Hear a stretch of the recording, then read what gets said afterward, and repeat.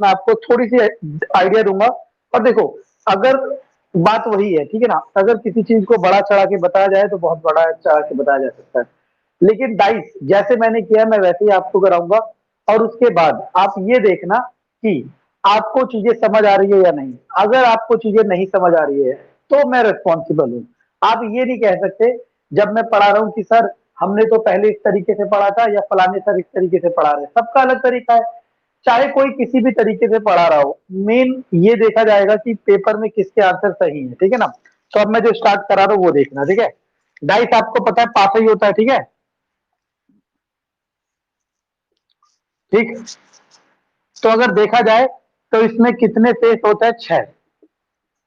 Face का मतलब पता होगा, जिस कमरे में आप बैठे हो, जिस रूम में आप बैठे हुए हो, उस रूम में कितने फेस होते हैं? 6 फेस होते हैं ना। 4 दीवारें और एक फर्श और एक छत, ठीक है ना।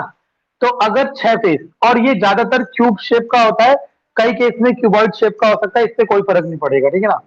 6 फेस होते हैं। 6 फेस पे जो नंबर लिखे होते हैं, सब मैं बता रहा हूँ, ये आपको पता है, 1 2 3 4 5 एंड 6, ठीक है ना। ये 6 नंबर लिखे होते हैं, ठीक है। तो आपके पास जो पेपर में क्वेश्चन आने वाला है, ठीक है ना, और जो भी मैंने क्वेश्चन पीडीएफ में भेजे हैं सारे के सारे एसएससी सीजीएल में आए हुए क्वेश्चन है, सारे के सारे, ठीक है ना।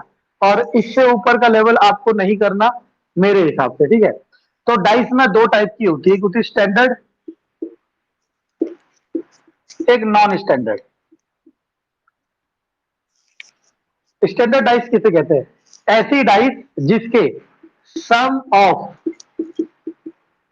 अपोजिट फेस नंबर इज 7, जिसके अपोजिट फेसिस के नंबर का सम क्या होता है? 7 होता है, उसे हमने नाम दे दिया स्टैंडर्ड डाइस। और जिसमें sum of opposite faces number is not 7, ठीक है ना। अगर डाइस के 2 टाइप होते हैं, एक स्टैंडर्ड एक नॉन स्टैंडर्ड, ठीक है ना। और आज हम 39 क्वेश्चन पूरे कवर करेंगे और विदाउट पेन करेंगे, ठीक है। शुरुआत के कुछ क्वेश्चन मैं आपको पेन से कराऊंगा क्योंकि आपको समझने के लिए, उसके बाद आप बिना पेन के कर सकते हो। मान लो आप में से कोई ऐसा है जिसे डाइस अच्छा लगता है या उसे आता है, तो मैं कहता हूं आता है बहुत अच्छी बात है, लेकिन आप इसे और बेस्ट करो ना।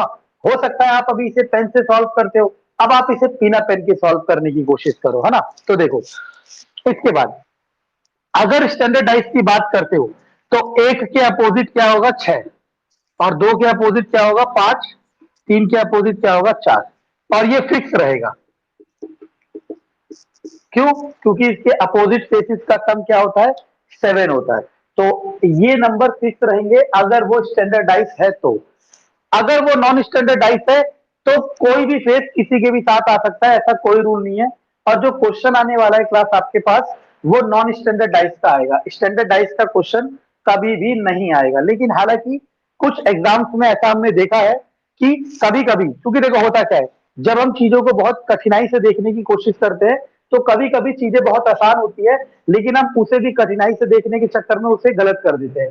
तो इसलिए कई एग्जाम्स में स्टैंडर्ड डाइस का क्वेश्चन आ जाता है। अब मेरे दिमाग में एक क्वेश्चन आया कि how to identify, how to identify question that it is from standard dice. अब देखो भाई, इतना मत गिरना, इससे ज्यादा मत गिरना। हिंदी में इसे पाशा कहते हैं, जैसे भी कहते हो। स्टैंडर्ड मतलब मानक पासा, और जो भी कहते हो नॉन स्टैंडर्ड मतलब अमानक या जो भी कहते हो, ठीक है ना। हिंदी इंग्लिश से कोई फर्क नहीं पड़ता, हमें यहाँ पे कंसेप्ट सीखना है, ठीक है ना। तो अब सबसे पहले हमारे दिमाग में एक आया कि मैंने आपको कह दिया कि स्टैंडर्डाइज में फिक्स होगा कि एक के अपोजिट 6, 2 के अपोजिट 5 और 3 के अपोजिट 7। क्यों? क्योंकि इनका सम क्या होना चाहिए? 7 होना चाहिए। लेकिन अब मेरे दिमाग में पहला क्वेश्चन ये अराइज हुआ कि हमें कैसे पता चलेगा कि कोई क्वेश्चन स्टैंडर्डाइज का है या नहीं। तो सपोज उसने एक डाइस बना के दिया आपको, डाइस के वो कुछ ही फेस दिखाएगा आपको, ठीक है ना, ऐसा नहीं है सारे फेस दिखाएगा। मैं यहाँ पे 3D डायग्राम नहीं बना सकता, लेकिन मान लो उसने ये फेस दिखा दिया, 6 3, 6 3 और 1, ठीक है। ये छिपा है, पीछे छुपा है, नीचे वाला छुपा है, ये 3 फेस दिखे, ठीक है। अब आपसे पूछेगा what should be opposite face of 6, sorry 1 3 6 2, okay 2 के साथ 5 हो गया ना, good good, what should be opposite face 6। अब वो कहेगा 6 के अपोजिट कौन सा फेस है।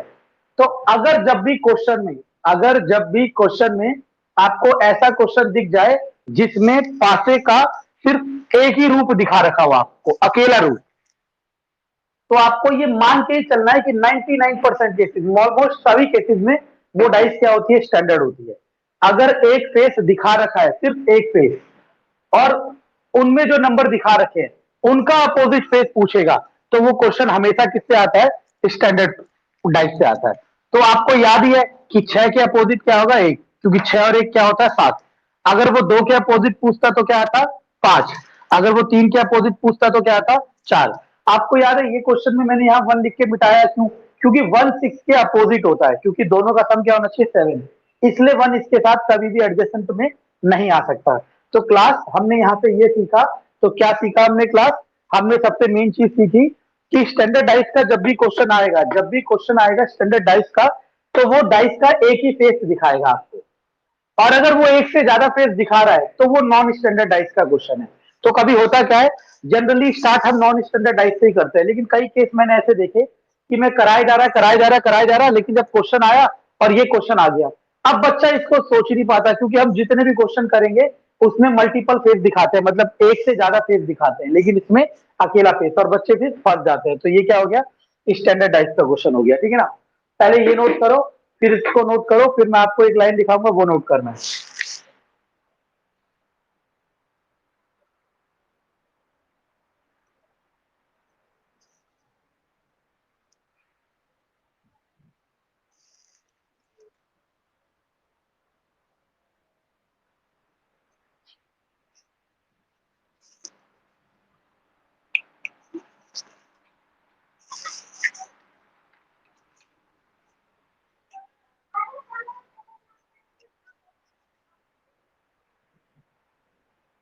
ठीक है, बहुत मजा आने वाला है क्लास। अगर आपको डाइस पहले से आता है तो अब और अच्छे से करेंगे, और अच्छे से का मतलब अब हम इस क्वेश्चंस को बिना पेन के सॉल्व करेंगे, विदाउट एनी पेन, और मैं आपको ये प्रूफ दूंगा आज की क्लास में, ठीक है ना। और अगर कोई बच्चा किसी भी एग्जाम की, मानो आप एसएससी सीजीएल की तैयारी कर रहे हो, तो उसमें भी डेफिनेटली एक क्वेश्चन तो आता ही आता है डाइस से, ठीक है ना। तो हर टॉपिक अपने आप में एक क्वेश्चन है, और एक नंबर का मतलब या तो सिलेक्शन होता है या फिर रिजेक्शन होता है, ठीक है।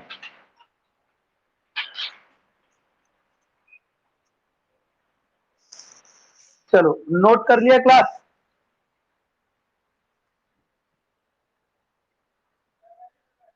करो, और हर क्लास को मिस मत करो। अगर इंटरनेट इशू किसी का भी है तो आप एक चीज सोचो ना, अगर आप वैसे फिजिकल क्लास भी लेते तो किराया तो लगता है ना। अब मैं यहाँ पे क्लास दे रहा हूँ, मैं भी तो इंटरनेट कंजप्शन मैं भी अरेंजमेंट कर रहा हूँ, ये तो करना पड़ेगा हमें, ठीक है। और अगर किसी की दिक्कत है तो उनसे वो जल्दी सॉल्व करें, क्योंकि आपकी एक एक क्लास मिस होने का मतलब है आप पीछे जा रहे हो औरों से।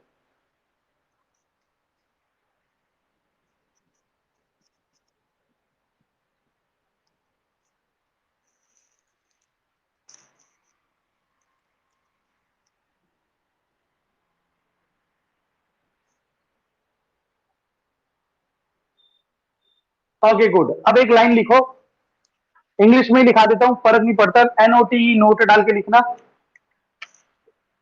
ये सब जो नोट है इन्हें ब्रैकेट में या कॉलम में डाल के लिखा करो। लिखो, whenever we have given single face of the dice, whenever we have given single face of the dice, मतलब जब भी हमें पासे का एक रूप दिखाया जाता है या एक फलक, जो भी कह लो, whenever we have given single face of the dice, जब भी हमें पासे का एक फलक दिखाया जाता है, तो then the dice will be standard, then the dice will considered standard, तब उस पासे को मानक पासा माना जाता है, तब उस पासे को मानक पासा माना जाता है, मानक पासा माना जाता है, then the dice considered standard dice. Okay, तो ये तो था हमारा बेसिक कंसेप्ट, ठीक है ना। दो या तीन चीजें ये क्लास, सिर्फ दो या तीन चीजें, और इसको बड़ा चढ़ा के बहुत बताया जाता है और लोग इसको बड़ा चढ़ा के करते हैं, लेकिन हम करेंगे सिंप्लिसिटी से। दूसरी चीज, एक होती है फोल्डेड डाइस, एक होती है अनफोल्डेड डाइस। फोल्डेड का मतलब जो हम पासा देखते हैं, जिस फॉर्म में देखते हैं उसे, और अनफोल्डेड का मतलब इसे खोल दो। अब इसे खोलोगे ना, तो खोलने के बाद एक, दो, तीन, ये ऐसे भी दिख सकता है आपको, एक, दो, तीन, ये ऐसे भी दिख सकता है। मतलब ये जो दो फेस है ना, ये ऊपर नीचे स्क्रॉल हो सकता है कहीं पे भी, इससे कोई फर्क नहीं पड़ेगा, ठीक है ना। अब एक चीज समझना, मैं आपको कोशिश करता हूं समझाने की। अगर समझ आ गया तो बहुत अच्छी बात है, अगर समझ आ गया तो बहुत अच्छी बात है, और अगर नहीं समझ आता तब भी अच्छी बात है। तब भी अच्छी बात है का क्या मतलब है, मैं सारे क्वेश्चन बिना इस डाइस को फोल्ड करे सीखेंगे हम, ठीक है ना, क्योंकि फोल्ड करना हमारा काम नहीं है। लेकिन मान लो मैं इसको फोल्ड करता हूं, ठीक है ना, क्योंकि ये सब चीजें ना प्रैक्टिकली होती है। प्रैक्टिकली का मतलब, अगर आप घर में क्या करना, कागज को इस तरीके से कट करना, मतलब एक कागज लेके उसमें ऐसे इंप्रेशन करके एबीसीडी लिख के कट करना। देखो करना क्या है, ई और एफ फेस को ऐसे खड़ा कर दो, मतलब ये जो ई वाला फेस है, ये सॉरी, ये जो ई वाला फेस है, इस फेस को ऐसे खड़ा कर दो। नेक्स्ट क्लास में मैं आपको कार्डबोर्ड वाला अरेंजमेंट करके प्रैक्टिकली दिखाऊंगा। ई वाले फेस को ऐसे खड़ा कर दिया, तो ये जो एफ वाला फेस है, ये ऐसे खड़ा हो जाएगा। तो ई और एफ ऐसे खड़े हो गए। तो मतलब अब ये कुछ इस तरीके से बन गया कि ए नीचे था, ई वाला इधर आ गया, और एफ वाला इधर आ गया, है ना। फिर उसके बाद क्या होगा, ये जो बी वाला है, बी वाला, ये बी, बी ऐसे खड़ा हो जाएगा। जैसे हम मिठाई का डब्बा पैक करते हैं, आते हैं ना छोटे छोटे डब्बे जिसमें 4 लड्डू हम पैक करते हैं, उसी तरीके से इस वाले को ऐसे करेंगे, तो बी इधर आ जाएगा। फिर ये सी वाला ऊपर चला जाएगा और डी वाला इधर चला जाएगा। आपको इमेजिन हो रहा है क्लास? माइक ऑन करके बताइए। हाँ, अगर इमेजिन हो रहा है तो बहुत अच्छी बात है, और अगर इमेजिन नहीं भी हो रहा तब भी इसका तोड़ है हमारे पास। क्या तोड़ है कि आपको बस ये याद रखना है कि कौन किसके अपोजिट होगा। ये इसके अपोजिट होगा, ए वाला सी के अपोजिट होगा, और बी वाला डी के अपोजिट होगा। नेक्स्ट क्लास में मैं कार्डबोर्ड से आपको ये बना के दिखाऊंगा और ये प्रूव करूंगा कि ये वाले इसके अपोजिट होंगे। और चाहे तो जिसको इमेजिन हो रहा है वो खुद देख सकता है। कैसे? जब हमने ई और एफ को ऐसे खड़ा किया, तो ई और एफ एक दूसरे के सामने आ गए। ए नीचे था, बी इधर आया, और ये सी वाला ऊपर चला गया था। सी और ए एक दूसरे के सामने आ गए। तो जो हम बता रहे हैं, जैसे मैंने एरो दिखा रखे हैं, बहुत याद आसान करना है, ये वाला इसके अपोजिट होगा, ये वाला इसके अपोजिट होगा, और ये वाला हमेशा इसके अपोजिट होगा। याद करना आसान है क्लास या नहीं?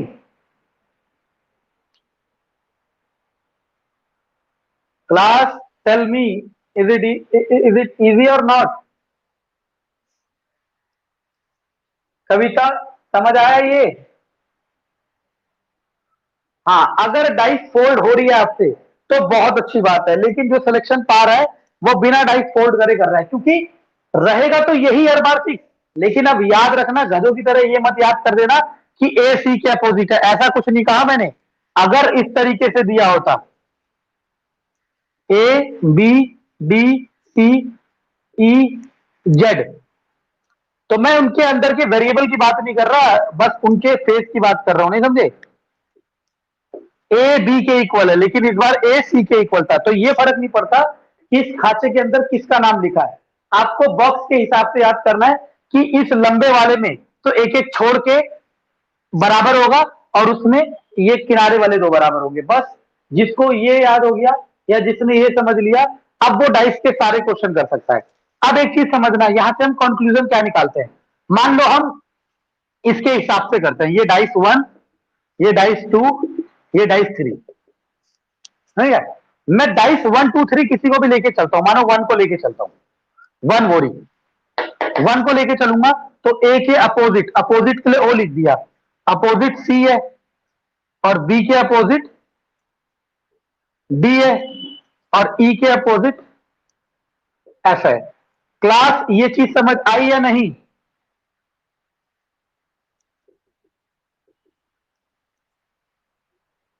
कविता, ये बात समझ आई या नहीं? क्या कैसे लिखा मैंने? जबरदस्ती नहीं कहना, क्योंकि ये मौके छूटते चले जाएंगे। सेकंड वाली तो यही है, तो इसको लिखने की जरूरत है। थर्ड वाली को अगर मैं लिखता हूं, थर्ड वाली के हिसाब से लिखता हूं। तो अब ए के अपोजिट आ जाएगी बी, और डी के अपोजिट आ जाएगी सी, और ई के अपोजिट आ जाएगा जेड। ठीक है ना। तो अब आपको ये नंबर याद नहीं रखने, आपको बस ये डायग्राम के हिसाब से याद रखना है कि कौन किसके अपोजिट होता है। और ये बात सभी को पता है, जो भी डाइस पढ़ रहा है या पहले पढ़ चुका है उसे सब पता होता है। ठीक है ना। और जिसको नहीं पता उसे आज पता चल गया। ठीक है ना। बस आपने यहाँ पे नजरिया क्या देखना है। मान लो मैं डाइस वन की बात करता हूँ, ये वाले डाइस की बात, तो आपने यहाँ से क्या नोटिस करना है कि अगर ए ओ के अपोजिट आएगा, अपोजिट मतलब जैसे मान लो मेरा जिस दीवार पे बोर्ड है और जिस दीवार की तरफ कैमरे की स्क्रीन है, मतलब फ्रंट कैमरा है, ये दोनों दीवार एक दूसरे के अपोजिट होगा। जैसे कि हमारे घर का फर्श और हमारे घर की छत दोनों एक दूसरे के अपोजिट है। यानी कि अगर मैं डायग्राम नंबर वन को कंसीडर करूं तो ए सी के अपोजिट है। तो अगर ए सी के अपोजिट है तो ए सी के एडजेसेंट कभी नहीं हो सकता। मतलब अगर मैं पहले डायग्राम को कंसीडर करूं तो ए, मानो ए बी और सी ऐसे दिया होता ना, तो मैं इसे तुरंत गलत कर देता। मैं क्यों गलत कर देता? क्योंकि मुझे पता था ए और सी अपोजिट फेस है। अपोजिट फेस होने का मतलब है ये एक दूसरे के एडजेसेंट नहीं आएंगे। एडजेसेंट का मतलब होता है आसपास। जैसे मेरे घर की ये वाली दीवार और इस तरफ वाली दीवार, या फिर ये वाली दीवार और छत वाली दीवार, ये दोनों एडजेसेंट काउंट होती है। क्यों? क्योंकि ये दोनों कहीं ना कहीं जुड़ी हुई है। और आप ऐसे भी कह सकते हो कि जो दो फेस अपोजिट होंगे, जो दो फेस अपोजिट होंगे उसमें सिर्फ एक ही फेस दिखेगा आपको। क्यों? क्योंकि अगर आपको ए दिखेगा तो सी इसके पीछे की तरफ होगा, और पीछे का फेस हम दिखाई नहीं रहे। अगर आपको बी दिखेगा तो बी का अपोजिट क्या होगा? डी। बी ऊपर है तो डी किधर होगा? नीचे की तरफ। वो फेस भी आपको नहीं दिखेगा। तो आपको क्वेश्चन किस तरीके से देगा? मेनली फेमस क्वेश्चन इसी तरीके से चलता है, बहुत फेमस। आपको ओपन डाइस देगा और क्लोज डाइस के तीन चार ऑप्शन बनाएगा और पूछेगा कौन सा ऑप्शन इसका है या कौन सा ऑप्शन इसका नहीं है। तो आपको ये अपोजिट फेस की अगर नॉलेज हो ना, तो आप एक सेकंड में, हार्डली 10 सेकंड में आप आंसर बता दोगे। एक सेकंड में कब? जब पहला ऑप्शन ही आंसर होगा। और 10 सेकंड में कब? जब चारों में से चौथा ऑप्शन आंसर होगा। लेकिन आपको फिलहाल याद या समझना यही है कि डाइस जब अनफोल्डेड होगी, अनफोल्डेड मतलब खुली हुई होगी, चाहे वो कैसे भी दे। मैंने कहा ये चार सीधे ही रहेंगे। अभी हम एक्सट्रीम केस भी पढ़ेंगे। आजकल कुछ क्या कर रहे हैं, इन सीधे चार को भी थोड़ा टेढ़ा कर दे रहे हैं। ठीक है ना। वो भी पढ़ेंगे, सारे पढ़ेंगे, जितना डेप्थ है उतना पढ़ेंगे। जहां तक आज की तारीख तक जितने एग्जाम हुए हैं 2021 तक, उस लेवल के सारे क्वेश्चन पढ़ेंगे। ठीक है ना। लेकिन स्टार्ट वैसे करेंगे जहां से सब कर रहे हैं। ठीक, सीधे में एक एक छोड़ के एक दूसरे के अपोजिट होगा, और ये कोने वाले तो हमेशा एक दूसरे के अपोजिट होंगे। ठीक है। ये रहा पहला चीज। ठीक है ना। तो डायग्राम वन बनाओ और इसके लिए ये बनाओ, डायग्राम थ्री बनाओ इसके लिए ये बनाओ। ठीक है ना। वन और टू एक दूसरे के एक जैसे हैं। फिर मैं एक लाइन लिखाऊंगा, लिखो।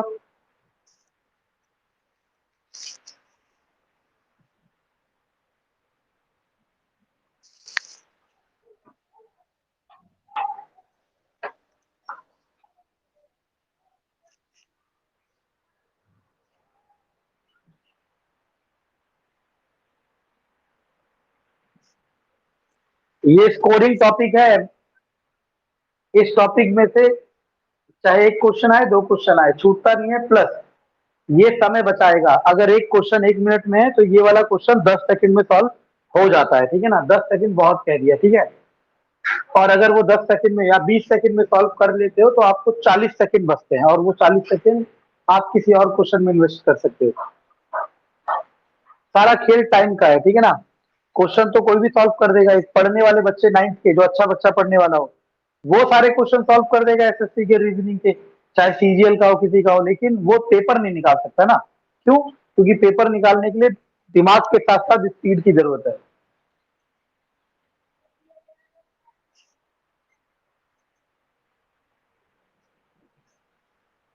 मिटा दो क्लास।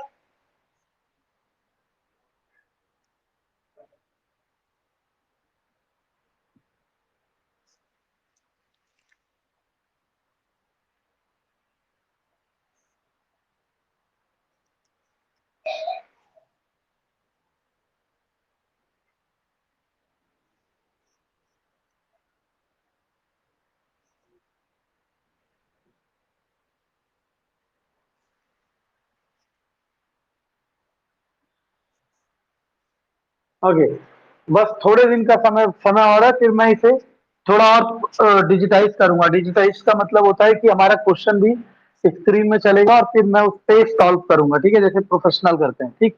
बस थोड़ा सा समय और थोड़ी सी मेहनत, ठीक है, चलो छोड़ो।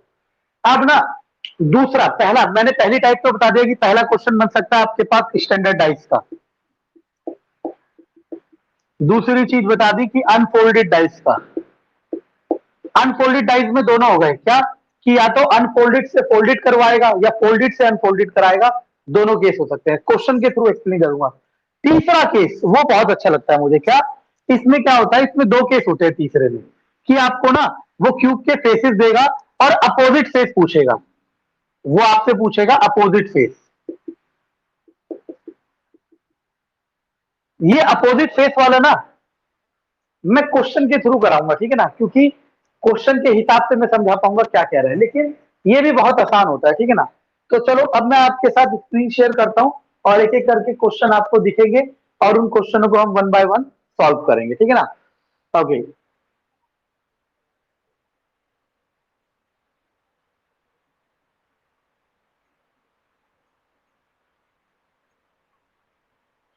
ओके, पहला क्वेश्चन विजिबल है सबकी स्क्रीन पे।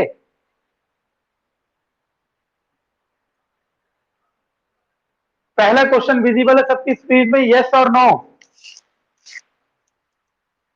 ओके, अब इस क्वेश्चन में ये अनफोल्डेड डाइज है, ठीक है ना। अब मैं ना बोर्ड पे भी लिख रहा हूं, अभी आपको दिखेगा थोड़ी देर में, ठीक है ना, क्योंकि मेरे पे मोबाइल की स्क्रीन पे ही सब कुछ दिख रहा है, मुझे उसी से लिखना है, ठीक है। और सॉल्व करने वाली बात होती तो हम तुरंत बता दें आंसर क्या है, लेकिन मैं भी आपको थोड़ा सा समझाने की कोशिश कर रहा हूं।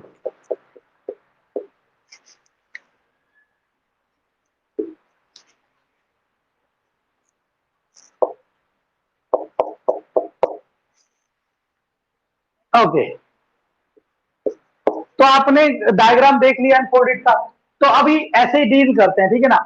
आपको दिख रहा होगा क्रॉस बना हुआ है, साइड में जो जो पंख है ना, साइड में जो जो फेस है, उसमें एक में क्रॉस सा बना हुआ है और एक में हेक्सागन बना हुआ है, जो भी षष्ठभुज कहते हैं, यस और नो। ओके, तो यानी कि ये जो षष्ठकोण है और जो ये क्रॉस वाला है, ये दोनों कभी भी एक साथ नहीं आ सकते। क्यों नहीं आ सकते, क्योंकि ये दोनों एक दूसरे के अपोजिट फेस है। तो क्वेश्चन में दे रखा है कि कौन सा डाइस आ, बन सकता है, कौन सा डाइस, एक minute, which of the following, नहीं नहीं बन सकता, लिखा हुआ है नहीं। ओहो, इंग्लिश में गलत लिखा है, हिंदी में सही लिखा है, क्योंकि मैंने अभी आपको कराने से पहले सारे क्वेश्चन करे, तो हिंदी वाला सही है इसका, ठीक है ना। तो क्वेश्चन में एरर है, हिंदी वाली लैंग्वेज सही है, कि वो कह रहा है कि कौन सा जो डाइस है वो नहीं बनाया जा सकता, ठीक है ना। तो नहीं वही होगा जिसमें अपोजिट फेस दोनों दिख रहे होंगे। अच्छा, साथ ही साथ आप आइए देखो, एक में आपको 5 बिंदु दिख रहा है और एक में 1 बिंदु।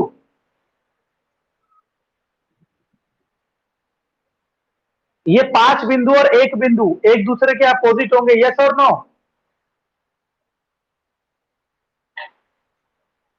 हाँ, तो ऑप्शन नंबर डी देखो, इसमें 5 बिंदु और 1 बिंदु एक साथ दिख रहा है, दिखा आपको। हाँ, तो यही नहीं हो सकता, ठीक है ना। इसकी हिंदी इंग्लिश में गलत लिख दिया क्वेश्चन, शायद कैनॉट भी आना चाहिए था, हिंदी में सही है, ठीक है ना, क्योंकि मैंने सारे सॉल्व किए थे अभी और उस हिसाब से मुझे आंसर याद है सबके, ठीक है ना। मेरे पे भी वही स्क्रीन दिख रही है जो आप पे दिख रही है। अब आते हैं क्वेश्चन नंबर 2 पे। कविता समझ आया था, यस और नो। सबसे पहले ना ये लिख लिया करो कौन कौन से फेस किसके अपोजिट है, ठीक है ना। जैसे कि मैं आपको बोर्ड पे दिखा देता हूं, मैंने कैसे लिखा, इस तरीके से मैंने लिख लिया था, दिखा है बोर्ड पे जो मैंने लिखा। कविता दिखा मैंने क्या लिखा। हाँ, तो ऐसे मैंने लिख लिया। अब मैंने उन डायग्राम में जाके देखा कि इन दोनों में से जो अपोजिट वाले हैं, कौन सा ऐसा डायग्राम है जो दोनों को दिखा रहा है, और जो दोनों को दिखाएगा वो मेरा गलत हो जाएगा, ठीक है ना। अब बस मैं यहाँ पे इसी पे लैग कर रहा हूँ कि मेरे पे स्मार्ट बोर्ड नहीं है, अगर स्मार्ट बोर्ड होता तो अलग मजा आता और अलग जलवा होता, ठीक है ना। लेकिन अब मैं क्या कर सकता हूँ, लेकिन कमी किसी बात की नहीं होगी, कंसेप्ट के तरीके से, ठीक है ना। और एक दो मतलब कुछ समय बाद मैं इस पे भी वर्क करूंगा और इसको भी दूर करेंगे, ठीक है। चलो छोड़ो। अब क्वेश्चन नंबर 2 देखते हैं, ठीक है ना। 2 में कह रहा है कि from the given option, okay now, कौन सी बनाई जा सकती है कविता। अब देखो ये हमारे लिए आसान हो जाता है, मैं बोलता चलूंगा और अपनी कॉपी में आप लिखते जाना। ए के अपोजिट क्या होगा दीप्ति जी?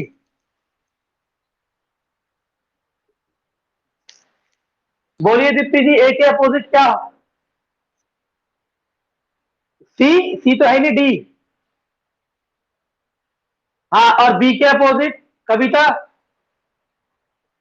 गुड, एन के अपोजिट हो, तो हमने लिख लिया, क्या लिख लिया कि ए के अपोजिट डी, बी के अपोजिट ई और एन के अपोजिट ओ। अब इसके बाद अब वो कह रहे हैं कौन सा बनाया जा सकता है।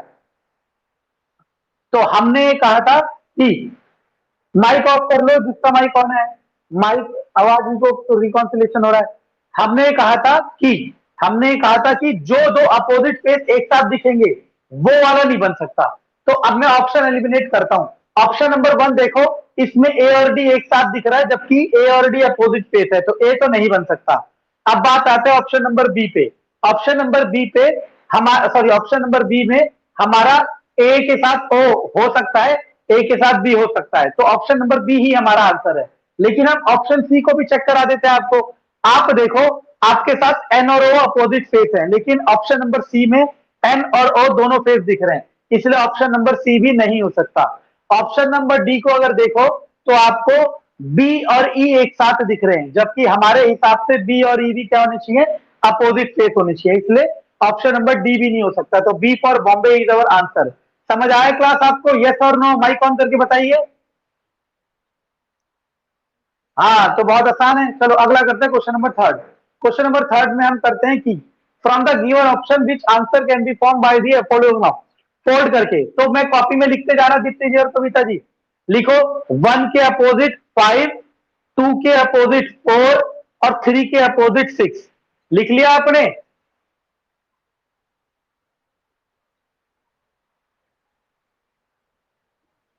ओके, 1 के अपोजिट 5, 2 के अपोजिट 4 और 3 के अपोजिट 6।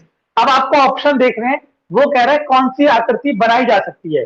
तो अब देखो ऑप्शन नंबर 1 को डील करते हैं, तो 1 और 5 दोनों दिख रहे हैं, और जबकि हमने कहा कि एक फेस में दोनों अपोजिट वाले नहीं दिख सकते, तो इसलिए 1 नहीं होगा।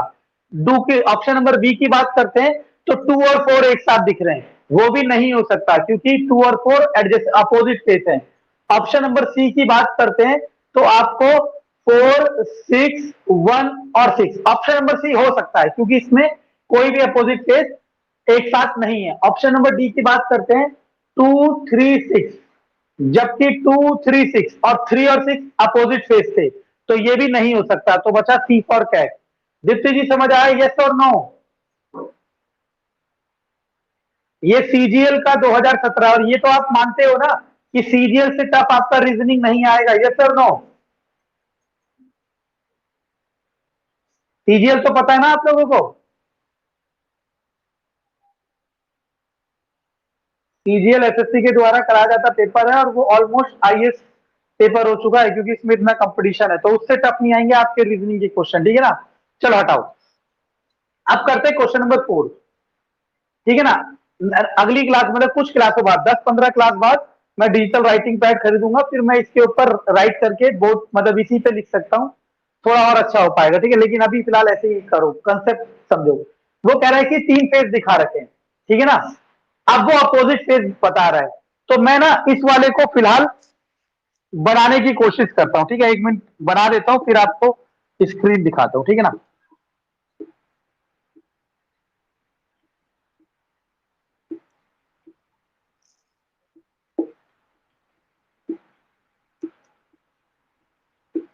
अगर मुझे इसका आंसर निकालना होता तो वो बहुत आसान चीज है, ठीक है ना। आंसर तो बिना पेन के निकाल सकता हूं, ठीक है। जब मैं इन क्वेश्चनों को करता हूं तो मैं कोशिश करता हूं कि मैं बिना पेन के करूं, क्योंकि पेन से तो मुझे आता ही है, तो एक स्टेप आगे चलने के लिए। लेकिन अभी मुझे समझाना है, इसलिए मुझे इन्हें बनाना है, ठीक है ना।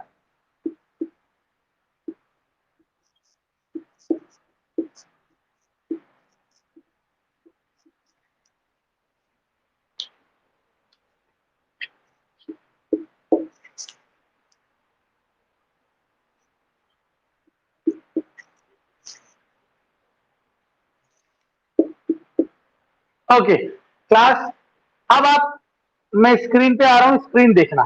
देखिए स्क्रीन, आपको थोड़ा सा डायग्राम गंदा हो सकता है, लेकिन ऐसा ही कुछ बना रखा था उसने, हमें 3 फेज दे रखे थे, ठीक है ना।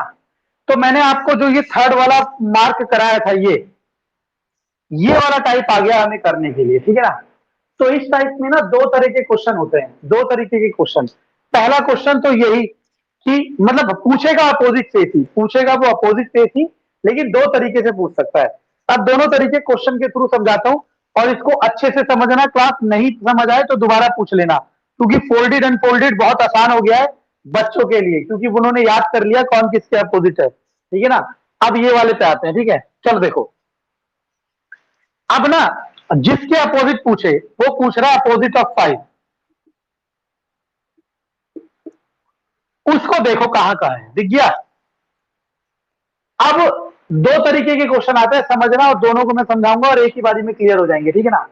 और उसके बाद 39 क्वेश्चन अभी कर देंगे बिना पेन के सारे। 5-5 दिख गया।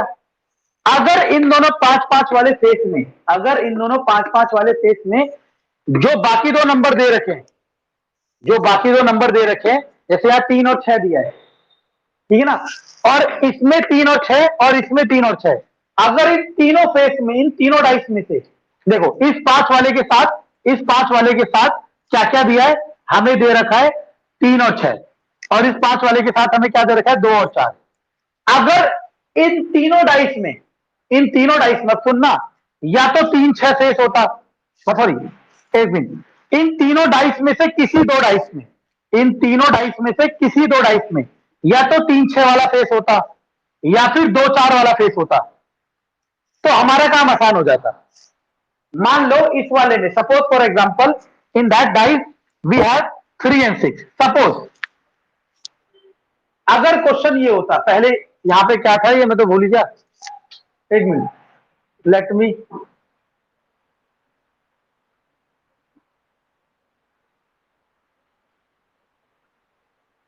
ओके 2 था, चलो, तो 2 था, मुझे याद रहना चाहिए ना, फिर क्वेश्चन डिस्टर्ब हो जाएगा। 2 था, ओके। मान लो यहाँ पे 6 होता, देखो मैं क्वेश्चन को पहले 2, मैंने कहा अपोजिट फेस वाले में 2 टाइप आएंगे, पहली कैटेगरी बता रहा हूं, देखो 5 के साथ 3-6, 5 के साथ 2-4, 5 के साथ 3-6, 5 के साथ 2-4। अब इन 3 डाइस में से किसी 2 डाइस के पास या तो 3-6 होना चाहिए या फिर 2-4 होना चाहिए। पहले 3-6 को चेक करते हैं, 3-6 यहां है, ये रहा, और यहां पे भी है, ये रहा। अगर ऐसा मिल जाता तो 3-6 के साथ यहां 5 है और 3-6 के साथ यहां 1 है, तो 5 के अपोजिट 1 हो जाता।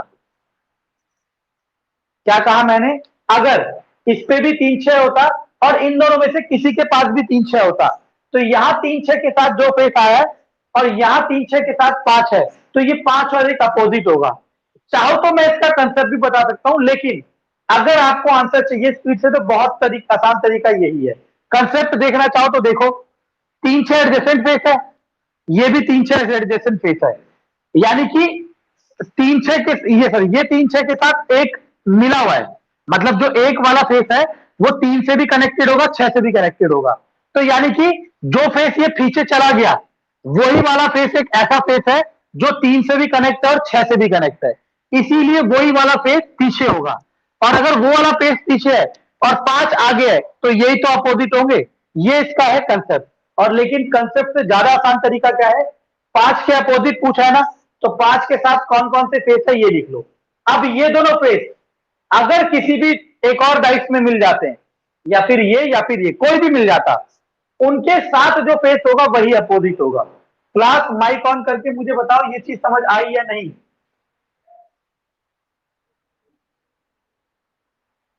जबरदस्ती नहीं करनी है, बहुत आसान तरीका है, ठीक है। तो चलो, तो अगर अगर लेकिन यहां पे था 2, तो पहले हम इसी को बना देते क्वेश्चन, ठीक है ना। तो क्वेश्चन लिखो कॉपी में, find the opposite face of 5, और ये 3 डायग्राम बनाओ। Find the opposite face of 5 और ये 3 डायग्राम बनाओ। बस ये 2 कॉन्सेप्ट होते ही ना। अब बाकी के 39 क्वेश्चन देखना, मैं पीडीएफ की स्क्रीन खोलूंगा और एक एक करके सॉल्व करते जाएंगे विदाउट एनी पेन।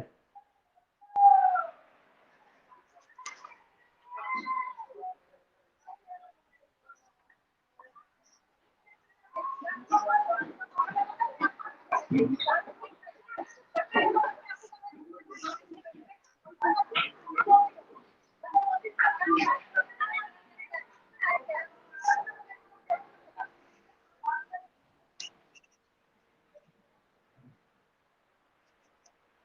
लिया क्लास क्वेश्चन?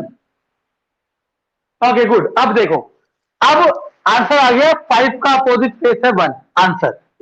ठीक है ना? अब इसको समझाने के लिए, ताकि आप फ्यूचर में रिवाइज करो तो कैसे हो, तो लिखो।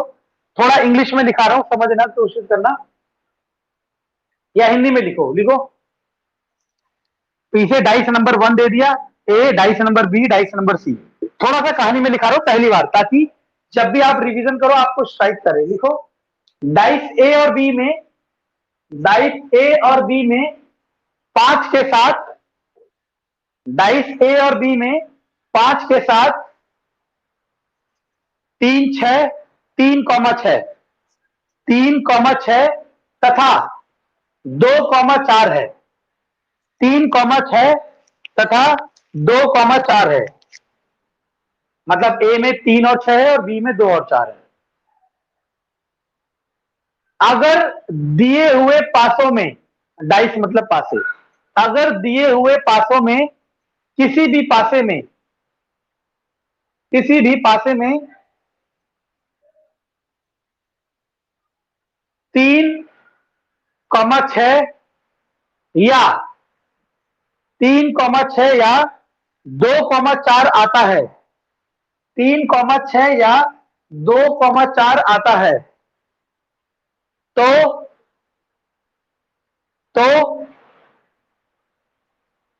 उस पासे का तीसरा फलक,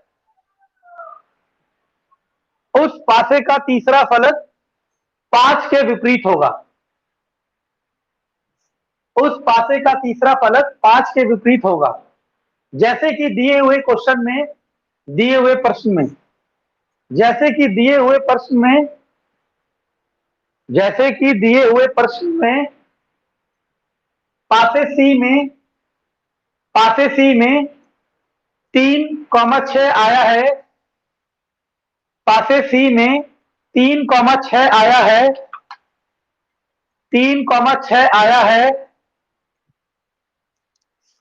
3,6 आया है, और इसका तीसरा फलक 1 है, 1, और इसका तीसरा फलक 1 है, और इसका तीसरा फलक 1 है। इसलिए 5 के विपरीत 1 होगा। इसलिए 5 के विपरीत 1 होगा। इसलिए 5 के विपरीत 1 होगा। लिख लिया क्लास आप लोगों ने?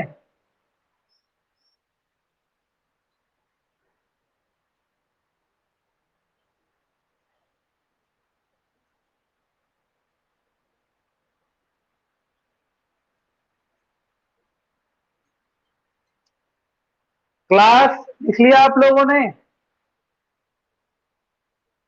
गुड।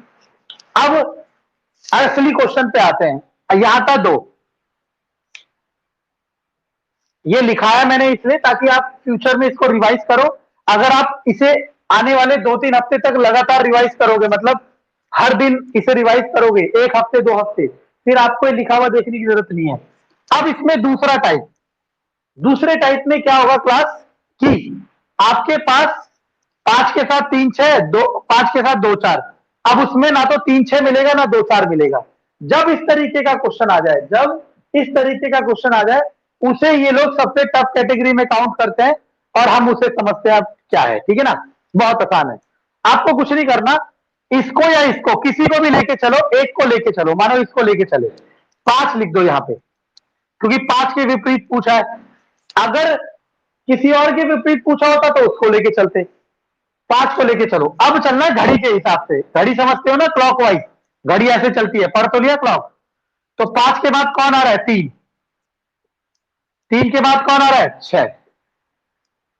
माइक ऑन करके दीप्ति जी बताइए, ये चीज समझ आई क्या लिखा मैंने?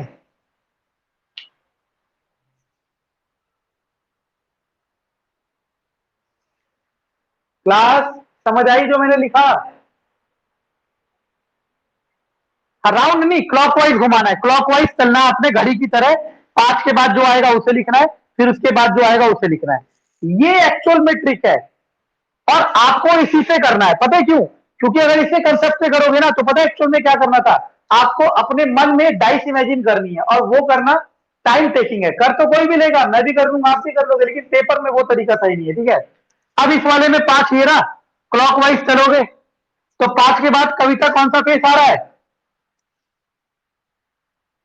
4 के बाद 2। अब यहां से हमें समझ आ गया कि 3 के अपोजिट तो 4 होगा और 2 के अपोजिट 6 होगा, तो 5 के अपोजिट अब वही होगा जिस फेस का नाम लिया नहीं। 1 2 3 4 5 6, इन 6 नंबर में से सारे नंबर आ गए, बस 1 नहीं आया, तो इसका आंसर हो जाएगा 1। क्लास ये चीज समझ आई या नहीं?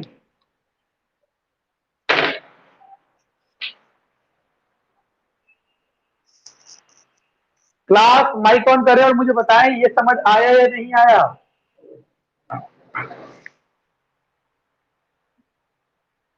दीप्ति जी आपको समझ आया?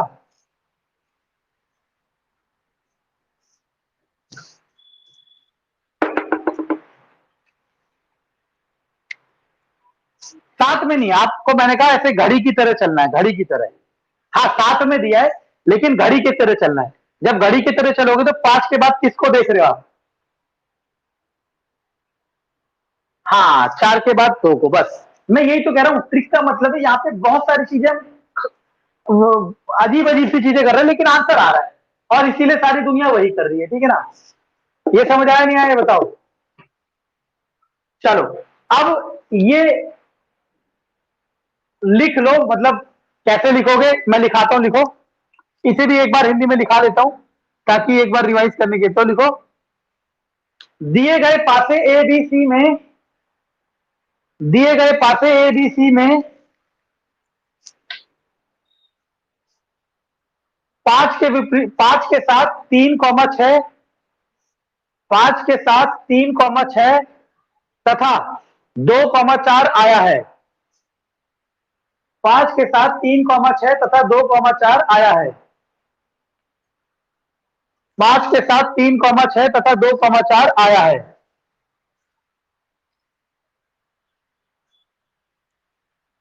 और किसी भी पासे में, और किसी भी पासे में क्वेश्चन करते चलेंगे उसके। ठीक है ना? तो देखना आप कि वो क्वेश्चन हम किस तरीके से सॉल्व करते हैं। ठीक है,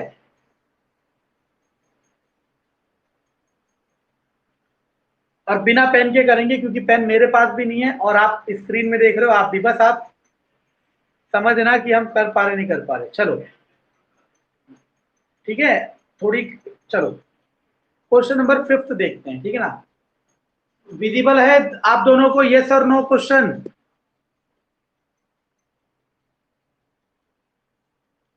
दीप्ति जी क्वेश्चन नंबर 5 दिख रहा है आपको? चलो क्वेश्चन नंबर 5 में देखो, हम ना अपोजिट फेस लिख लेते हैं। आप कॉपी में लिखते रहो, मेरे पास कॉपी नहीं है, ये आपको पता है। ठीक है ना?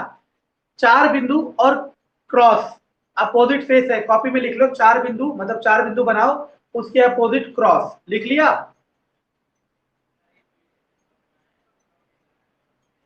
प्लस के साथ है, सर्कल के अंदर प्लस, और षष्ठभुज मतलब 6 भुजा के साथ है 4 भुजा वाला। ये तीनों पॉइंट लिख ले कविता और दीप्ति जी। चलो मैं आपको लिखा रहा हूं, इसका मतलब ये नहीं है कि लिखना है, हमें बिना लिखे करना है, लेकिन मैं शुरुआती दौर है इसलिए आपको थोड़ा सहारा दे रहा हूं। ठीक है ना? अब पहले वाले डायग्राम को देखो, पहले वाले डायग्राम में देखो, आपके पास वो कह रहा है कि ओके बनाया नहीं जा सकता। नहीं में आपको सिंपली वो देखना है जिसमें दो अपोजिट फेस एक साथ हो, तो हमें बहुत आसान है। अब मैं डायरेक्ट एलिमिनेट करके अपोजिट फेस वाले देखता हूँ। 4 के साथ क्रॉस है, नहीं है, गिनाओ, ये भी नहीं है, गिनाओ। इसके बाद इसके बाद इसके बाद इसके बाद हमारे पास ये सर्कल हो गया। ऑप्शन नंबर सी देखो, आपने देखा option, sorry option number C तो नहीं है, नहीं। ऑप्शन नंबर डी देखो, देखा आपने option number D? Option number D इसका आंसर होगा, मतलब ऑप्शन नंबर डी नहीं बन सकता। दीप्ति जी बताएंगे आप क्यों नहीं बन सकता?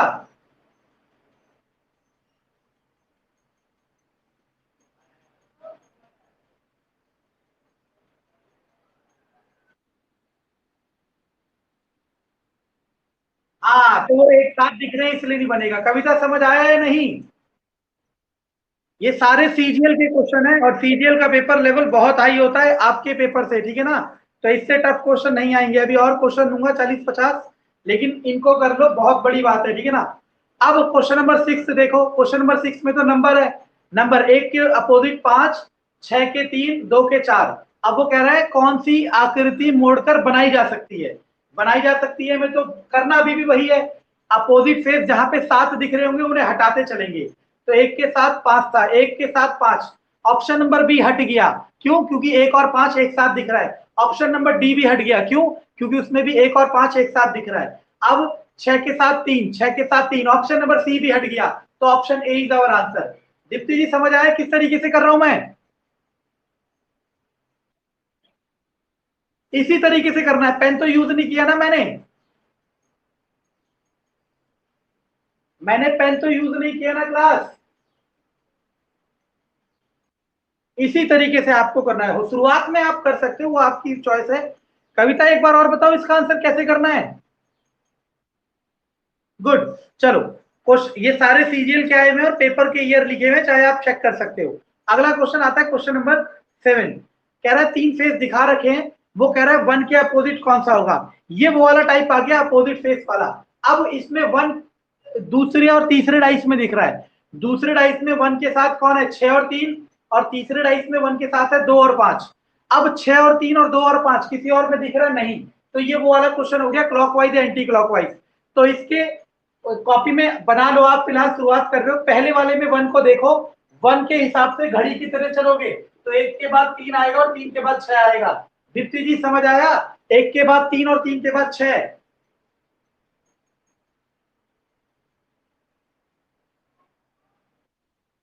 जबरदस्ती नहीं बोलना, कविता समझ आया? और तीसरे वाले में 1 के बाद क्या आएगा दीप्ति जी?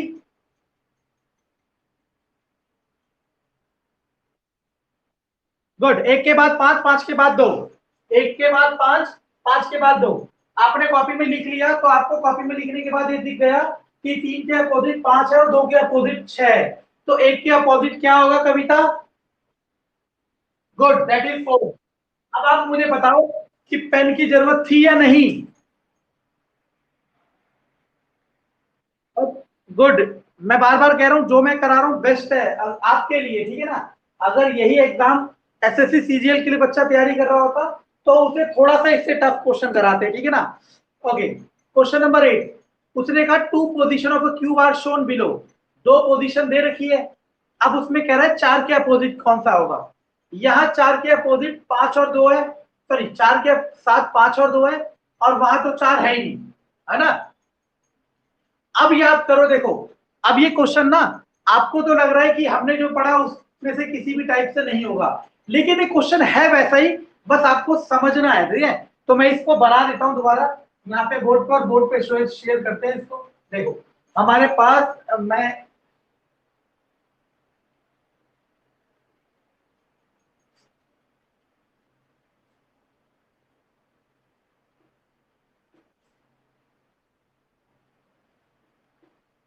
ओके, तो हमारे पास है 6, 6, 5, 1 और 5, 4, 2, ठीक है ना। चलो अब मैं स्क्रीन पे आ रहा हूँ अपनी वापस, ठीक है, तो देखते हैं क्या है। डायग्राम थोड़ा अटपटा हो सकता है, लेकिन दिखा आपको डायग्राम? डायग्राम दिख गया क्लास? चलो, हमें पूछा है किसके अपोजिट पूछा था यार? 4 के, हाँ, किसी के भी अपोजिट पूछा हो, हमें आंसर देखो कैसे करना है। 4 यहाँ है, यहाँ तो नहीं है, ये 5 है। 4 यहाँ है, 4 यहाँ तो नहीं है ना, नहीं। तो आप अभी इसके हिसाब से क्लॉकवाइज भी चल सकते, क्यों? क्योंकि हमने, याद करो लास्ट टाइम क्या करा था, 5 के हिसाब से क्लॉकवाइज चला था, तो 5 दो जगह था, लेकिन यहाँ पे तो 4 सिर्फ एक जगह है, तो आप उसके हिसाब से क्लॉकवाइज चलो जो दोनों जगह दिख रहा है। कौन दिख रहा है? 5। तो हम इसके हिसाब से चलेंगे, यहाँ चले क्लॉकवाइज, 5 के बाद 6, 6 के बाद 1, यहाँ चले क्लॉकवाइज, 5 के बाद 2 और 2 के बाद 4, तो 4 के अपोजिट कौन दिखा? 1। समझ आया या नहीं?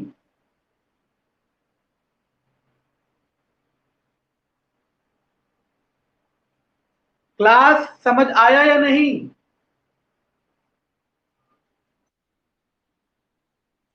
ठीक है, तो देखो समझे। अब क्वेश्चन को वो नया बनाने की कोशिश करेगा, लेकिन नया बना नहीं पाएगा जिसको सारे कंसेप्ट पता है, और जिसको सारे कंसेप्ट नहीं पता वो कहीं ना कहीं फेल करेगा, ठीक है ना। चलो अब आते हैं अपने क्वेश्चनों पे वापस। तो हमने ये वाला कर लिया था, इनके सबके आंसर भेज दूंगा पेन से लिख के, ठीक है ना। चलो अब इसके बाद ये रहा क्वेश्चन नंबर 9 है, जो 10th के ऊपर दिख रहा है डायग्राम। इसमें मुझे बिना पेन के आप दोनों में से या तीनों में से कौन आंसर पहले बताएगा, बताओ। वो कह रहा है क्वेश्चन ये है कि 5 के विपरीत कौन सा फेस आएगा, 5 के अपोजिट कौन सा आएगा, ये बताओ।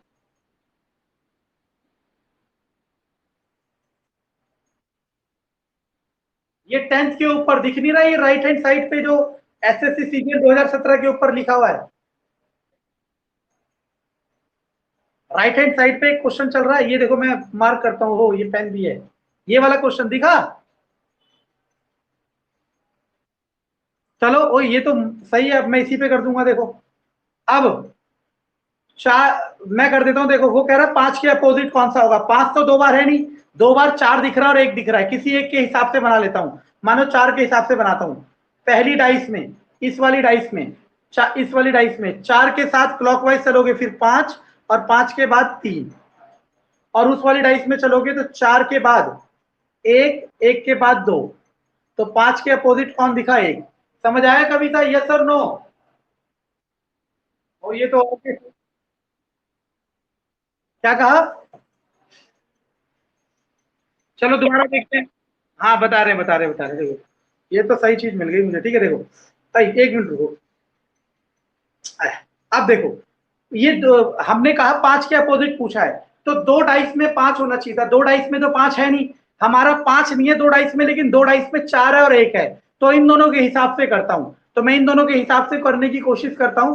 तो मैंने क्या देखा, ये तीसरी डाइस में देखो, 4 के बाद क्लॉकवाइज चलोगे तो 4 के बाद आएगा 5, 5 के बाद आएगा 3, और अगर दूसरी डाइस में चलोगे तो 4 के बाद आएगा क्या, 1, और 1 के बाद क्या आएगा, 2।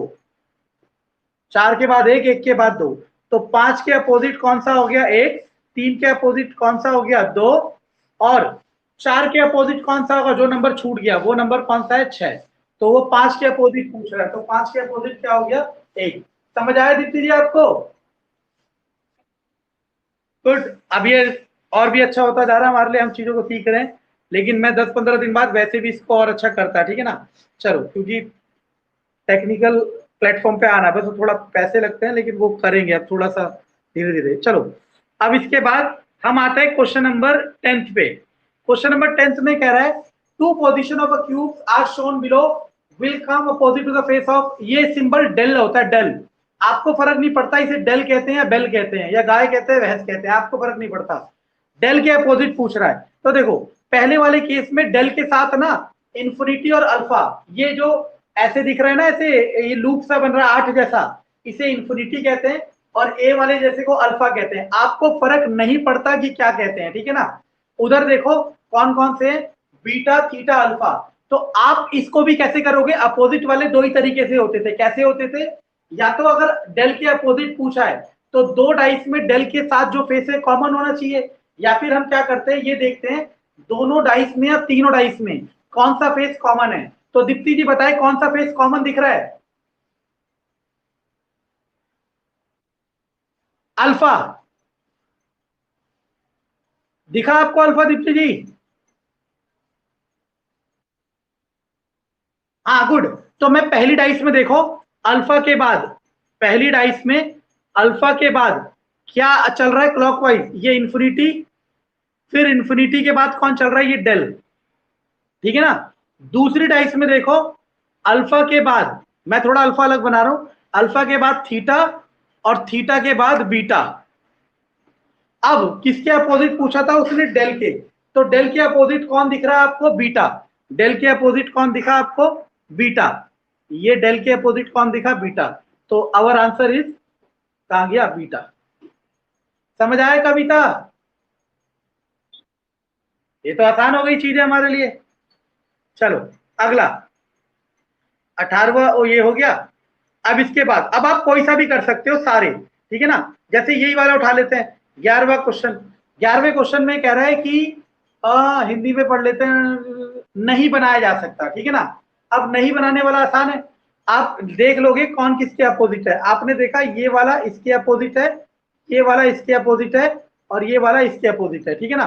तो अब देखो, अब आपको ये देखना है ये अपोजिट वाले फेस किसमें एक साथ दिख रहे हैं। पहले वाले में मैं आया तो स्टार को देखो, स्टार के साथ 4 बिंदु, और सर्कल के अंदर प्लस के साथ सर्कल नहीं, और इसके साथ ये, तो पहले वाला तो बन सकता है क्योंकि कोई भी दो अपोजिट फेस नहीं दिख रहे एक साथ।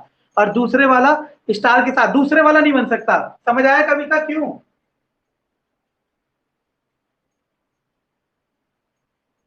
दीप्ति जी दूसरा वाला क्यों नहीं बन सकता, समझ आया आपको? हाँ, किस चार के साथ? स्टार के साथ। हाँ हाँ, मेरे को लगा आपने कहा चार के साथ, स्टार के साथ। गुड, चीजें समझ आ रही है कविता? मैं कह रहा हूं मेहनत हाई रखो, यही तरीका है बस सीखने का। चलो अगला देखते हैं, क्वेश्चन नंबर 12। क्वेश्चन नंबर 12 में आपको कह रहा है कि अपोजिट फेस ऑफ 4 बताओ। तो 4 के साथ पहली वाली डाइस में 3 और 6 आ रहा है, और दूसरी वाली डाइस में 5 और 2 आ रहा है। लेकिन मेरा अपोजिट फेस के दो केस में से पहले वाला केस इसमें लग गया। क्या इसमें 3 और 6 दिख रहा है? एक और डाइस में दिखा आपको? कविता 3 और 6 दिखा तीसरी डाइस में? तो बस 3 और 6 के साथ क्या है? एक। तो मेरा 4 के अपोजिट कौन सा फेस होगा? एक। ये बात समझ आई आप लोगों को? दीप्ति दीप्ति जी आपको समझ आई?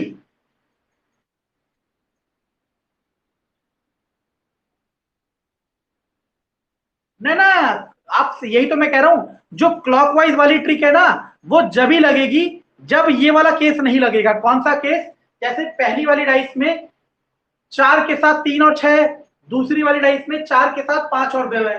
अगर 3 और 6 और 5 और 2 नहीं दिया किसी और डाइस में, तब वो घड़ी वाली ट्रिक लगेगी। समझ आया आपको? यही तो ये पॉइंट है, और इसी पॉइंट पे क्वेश्चन पूछे जाते हैं, और यही पॉइंट हम क्या कर देते हैं? गलत कर देते हैं। क्यों? क्योंकि हमें चीजें, ओ सॉरी, क्योंकि हमें चीजें उस तरीके से क्लियर नहीं होती है, ठीक है ना। अच्छा एक और देखते हैं, देखो अभी फिलहाल ये सारे आपको करने हैं, मैंने सारे आपको प्रोवाइड कर दिए।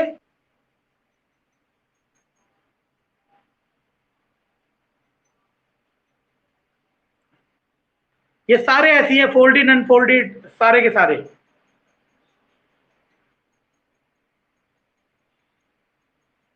ओके, लास्ट 39 करा देता हूं, ठीक है ना। बाकी करने सारे ही हमने, आप करोगे, जो नहीं आएगा मुझसे पूछोगे, ठीक है ना। और बिना पेन के करने की आदत करनी है, इस तरीके से कि आप कहीं पे भी मोबाइल लेके बैठे हो, आप पेन, बिना पेन के आंसर बताते जाओ और चेक करते जाओ। कह रहा 3 क्यूब दे रखी है, कह रहा 1 के अपोजिट क्या होगा। तो 1 के साथ पहली डाइस में 2 और 4 आ रहा है, और तीसरी में 3 और 5 आ रहा है। 2 और 4 और 3 और 5। अब दीप्ति जी देखो, 2 और 4 और 3 और 5 तीसरी डाइस में नहीं है, तीसरी डाइस में 2 और 4 या फिर 3 और 5 नहीं है। तो यानी कि इसमें लगेगा क्लॉक वाला तरीका।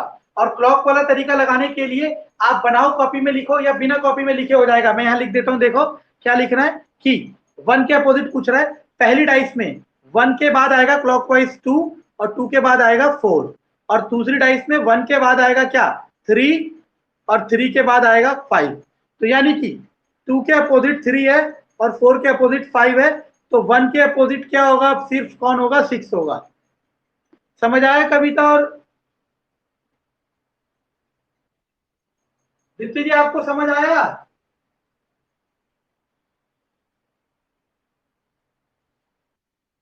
देखो, आपको सारी चीजें सीखनी है। अभी पता है क्या होता है? होता ये है ना कि आपको चीजें बहुत आसान लग रही है, और हो सकता है किसी और को बहुत आसान लग रही है कि यार ये तो बहुत आसान चीजें, ये तो मैं कर ही सकता हूँ। लेकिन मेन चीज पता है क्या होती है? मेन चीज ये नहीं होती आप कितनी चीजें कर सकते हो। मेन चीज ये होती है कि इन चीजों को जब, यही थोड़ा रीजनिंग आएगा, यही थोड़ा मैथ आएगा, आपके और भी सब्जेक्ट्स हैं, तो उन सब्जेक्ट के साथ कितना मैनेज कर सकते हैं, ठीक है ना।